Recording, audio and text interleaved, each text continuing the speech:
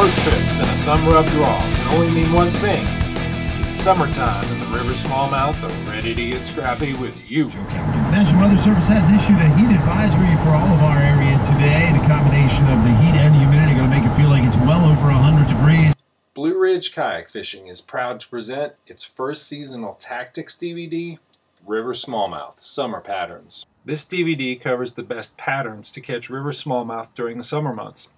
I've recruited the assistance of several experts on the topic, including 2 fellow kayak fishing guides, Juan Verut and Chris Gorsuch, as well as several of my students.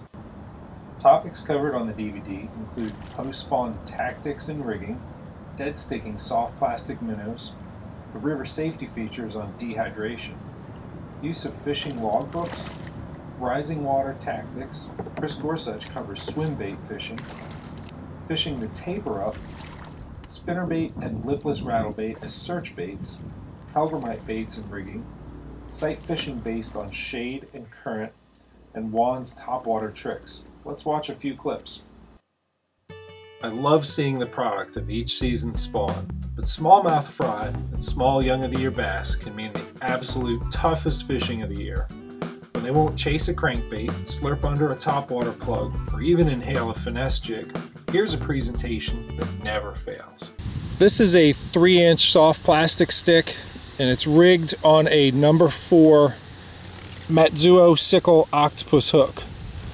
It's rigged on a 8-pound test fluorocarbon, and very important to the presentation and seeing the fish hit it is what's spooled up on this rod right here, which is 8-pound test Power Pro, and it's bright yellow.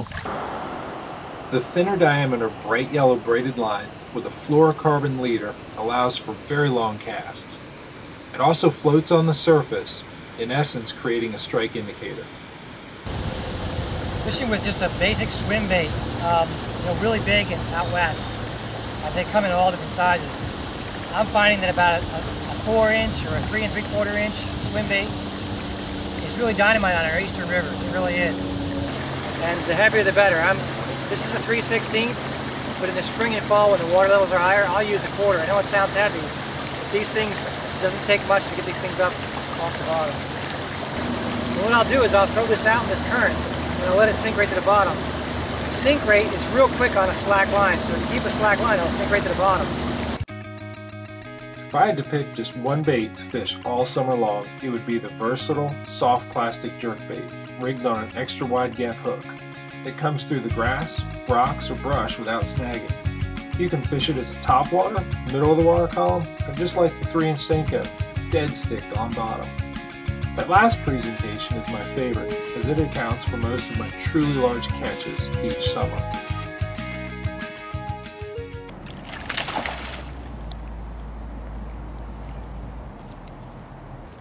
Nice fluke fish.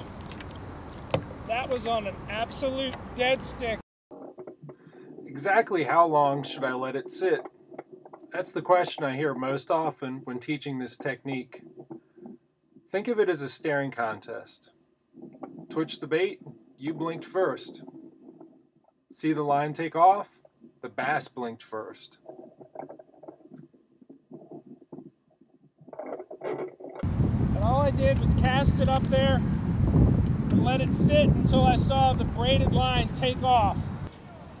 The sad reality is that most anglers constantly move the bait. In the next clip, notice the bright yellow braided line taking off. The fish has taken it following minutes of absolute dead stick presentation. High percentage targets include grass beds because they hold minnows, immediately upstream of rocks where a pillow of soft water forms, and near wood where cooler shaded water gives them refuge from the sun.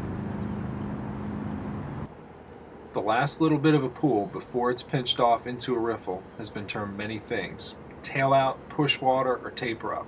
I prefer taper up because that's what the bottom of the river does. It tapers up from deep to shallow. This accelerating current is just loaded with minnows. Current that is speeding up or slowing down provides the perfect situation for a smallmouth to hunt in the summertime.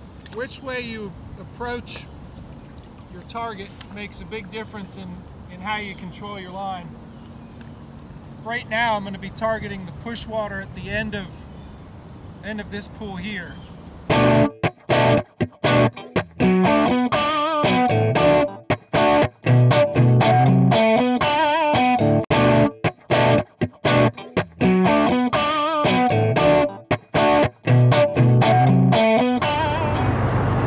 Summertime, I really like to start out with something on water. First, I'm going to usually try to get to the creek or the river right away in the morning before the sun's coming up too high.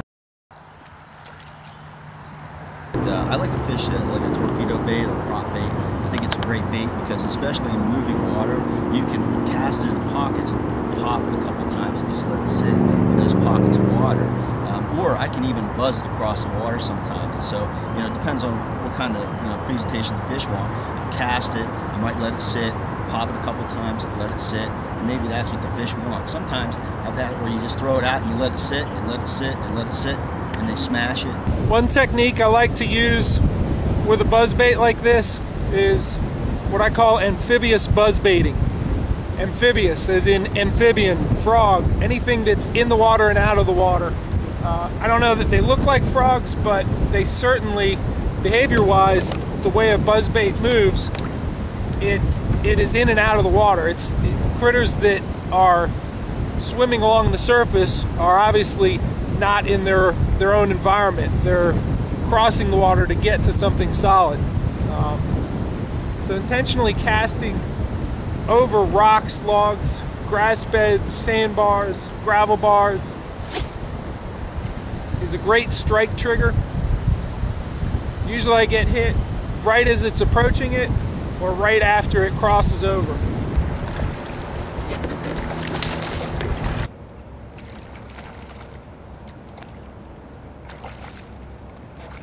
Another reason why I like to cast over rocks, in particular in the summer, is because the fish will position just on the upstream side of the rock. So say you have a rock that's like this and the current's going this way, he'll position right in here.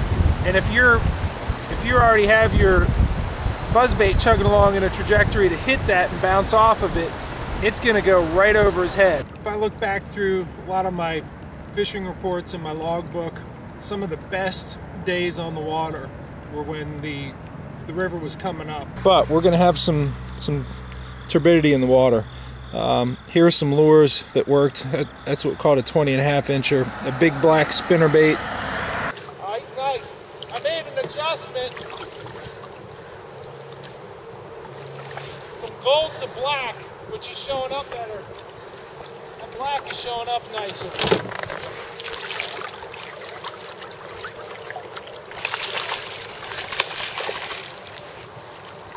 Ledge systems like this one that Juan here is fishing provide ample opportunities for fishing the kind of chutes that we've been catching the spinnerbait fish out of. In between each one of these rocks there's a nice chute with two current seams on either side.